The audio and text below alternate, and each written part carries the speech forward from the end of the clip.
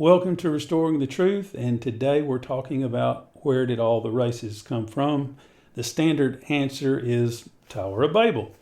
But the Tower of Babel does not explain why God didn't make everything and everyone exactly the same color. It only explains how the genetic lineage of these families was preserved to our day. The Bible says that it was in the days of Peleg that the earth was divided.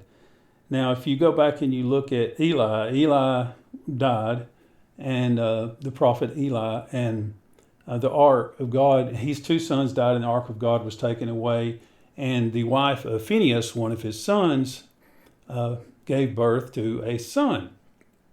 Now, his father's already dead, and when he's born, and so she names him Ichabod, saying the glory has departed. This was something that happened before he was born, and he was named after the ark of God's taken away, the glory has departed. The same thing with Peleg. His mother didn't have like premonition that the earth, something was going to happen to cause a division and named him that. No, the division happened before he was born. It's just common sense, and he was named after this division. But this division was not yet complete. The clans were born, the families were born and divided into clans before he was born. And then the rest of the division took place afterwards. It's in Genesis 10:31. These were the descendants of Shem, identified by clan, language, territory, and national identity. These are the clans that descended from Noah's sons, arranged by nation according to their lines of descent. All the nations of the earth descended from these clans after the great flood. So the division takes place, they're divided into clans, and then they're divided by language, territory, and national identity. The divided by language takes place during the building of the tower. Divided by clan took place before Peleg was born. He was born 101 years after the flood. Then they're divided by territory when they're scattered to the four corners of the earth. And now that they're separated, they have a national identity. They didn't have a national identity before. They were all of one mind and of one accord.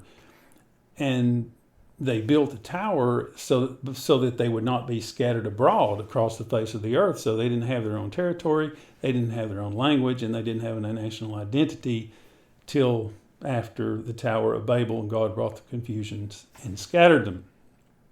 And it was this that was preserved them, because they were separated by distance, by language and culture, that preserved this genetic lineage to our day. Otherwise, the whole world would look like America, the melting pot. But Peleg was born 101 years after the flood. He lived 239 years. This was 5 generations after Noah. Noah, Shem, Arphaxad, Shelah, Eber, and Peleg. It was 5 generations from Noah was Peleg.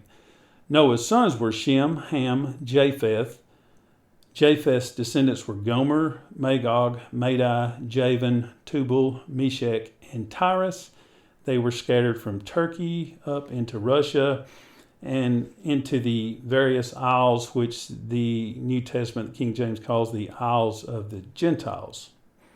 Ham's descendants were Cush, Mitzrayim, Put, and Canaan.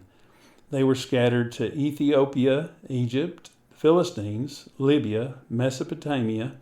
Canaan was the father of the Hittites, Jebusites, Amorites, Girgashites, and most of the ites that they drove out of the promised land when they went into the promised land.